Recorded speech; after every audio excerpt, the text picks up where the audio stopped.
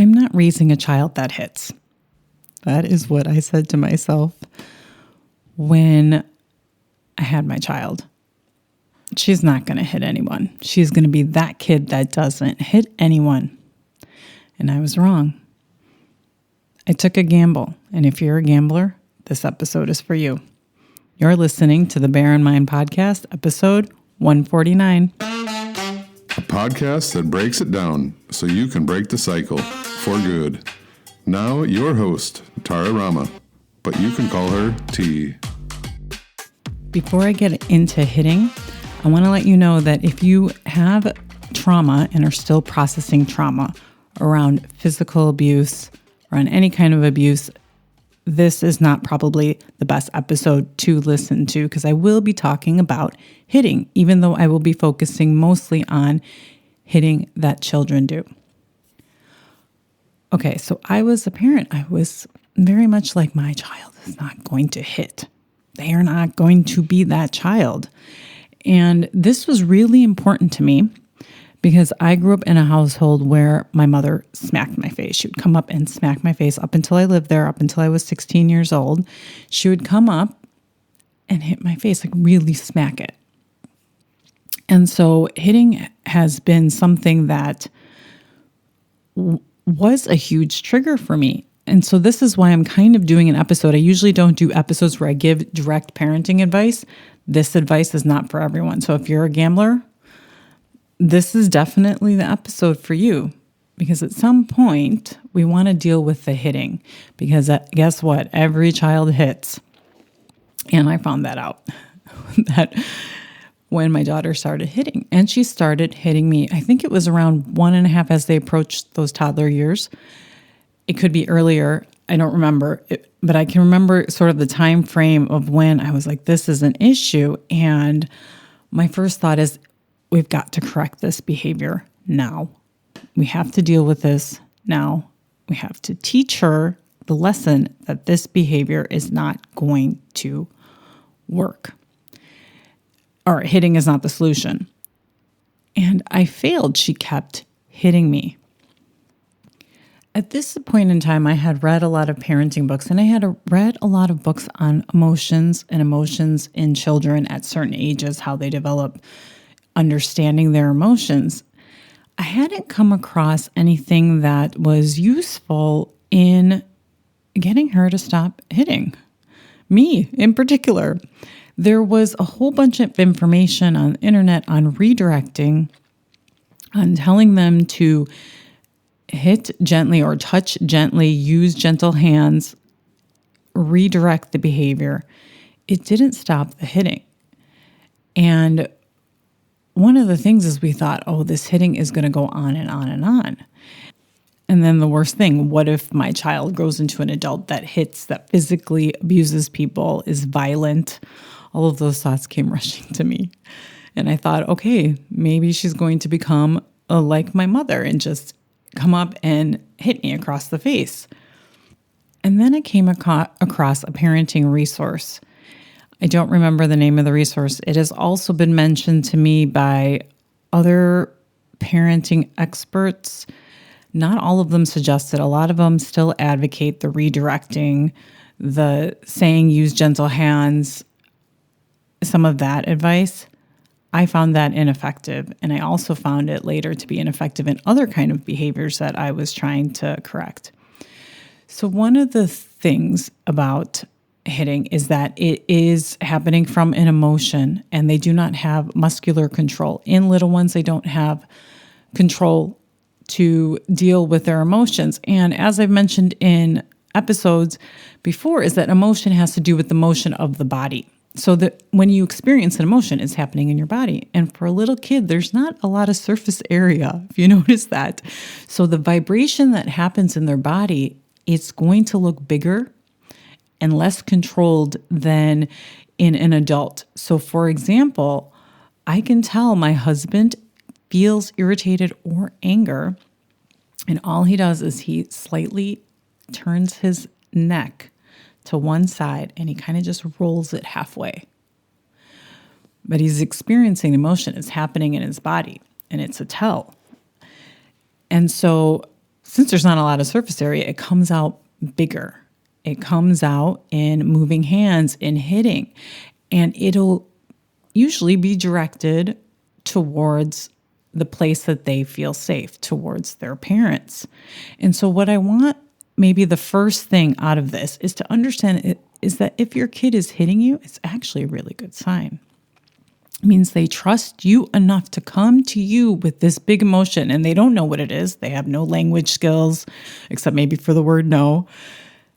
And they're coming to you because they're experiencing something that they hadn't experienced before, and they don't know what to do with it. And their arms and their legs are flinging everywhere. And they're saying, hey, this is happening to me. So that is not necessarily a bad thing, but we think it's a bad thing. And because I was so triggered by the hitting, and a lot of us can be, especially if we've dealt with some violence in the past and we haven't resolved some of those things, is it can send us into kind of these flashbacks. It can send us into panic attacks. It sent me into flashbacks. So this is why if you're not in a place where you haven't processed stuff, this is where therapy helped me, processing those flashbacks, processing the emotions of that trauma. If you have done this already and you still don't want your child to hit you because it's still too much for you, is that there is probably still some work to be done there for it to feel so triggering. So I knew that I had to go back and work on this. And that was another thing that came out of it, is I learned that, okay, she's coming to me with her anger and that I need to still manage the triggers. I didn't go into a full out flashback. I was, and then I started, okay, I need to process this more. And I was about more than halfway there on processing that trauma. I still had some work to do. And what I had to do is learn how to manage that trigger. Because it may seem like your kid is hitting you, and I want you to really reflect on, is it physical pain you're feeling, or is it more emotional pain you're feeling? Because when my 1.5-year-old would come up to me and hit me, there was not physical pain. She was not strong enough to create physical pain for me. Where all of the pain is coming from was emotional. I was going into some sort of, not full-on flashback, but some sort of memories were triggered about getting smacked in the face, because a lot of times I'd be sitting on the floor and she would come up to me, and that would be the first place that she would kind of hit me when she was experiencing anger, would be on my cheek, on my face, where my glasses were. I wear glasses. And that's where it happened. And plus that is also where my mom would hit me, because I was a little bit taller than my mom, and she would smack me across the face. So that was something I needed to handle. But the separation of, is it causing you physical pain or emotional pain, is really important to determine that. And then if you know it's more emotional pain, you're going into flashbacks. That is kind of a key that further help from a professional is needed. And so here's the big thing I learned from some parenting experts that did not advocate redirection. It was that I allow my kid to hit me. That is something no parent wants to hear. I did not want to hear it. I was like, what do you mean to tell me that I should allow her to hit me in the face? That is exactly what my mother did to me. Why would I allow my child to do that? Those were some of the things I was thinking.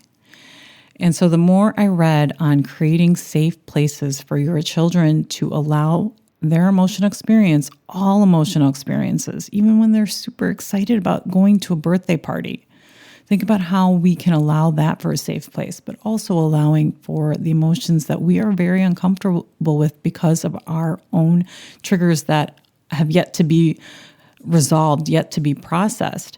And so when I worked on this and I said, okay, I will allow it, what I did was I made sure that I was safe.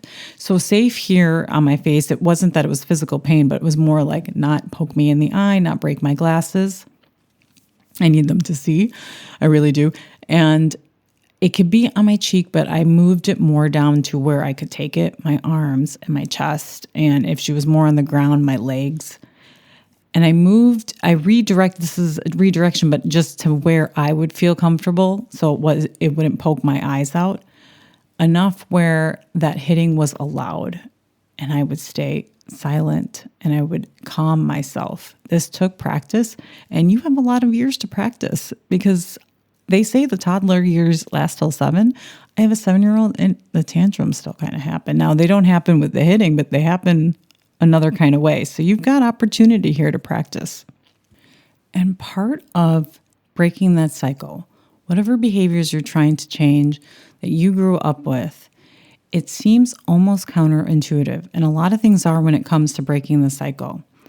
And when you create a safe place for emotions like that, you can better correct behaviors. So I can tell you, my child does not go around hitting people. I have never had an issue with her going up. Now, my experience does not mean that it is the experience of other people. And I'm not including children that experience sensory processing disorders and other things like that that are leading to the hitting. What I am saying is that there is a way to break a cycle in yourself when it comes to your own behaviors by allowing that safety of those emotions to be there for yourself and for your kid. When you yourself for all of your emotions, all of the ones you think that are negative, anger, rage, hate, when you give yourself that space and that safety to feel it, you can then make that behavioral change that you want to see in yourself and in your child. That's all I have for you this week. I'll check back with you next. Thanks for listening. Listen for a new episode next Tuesday by subscribing on your favorite podcast platform. Bye for now.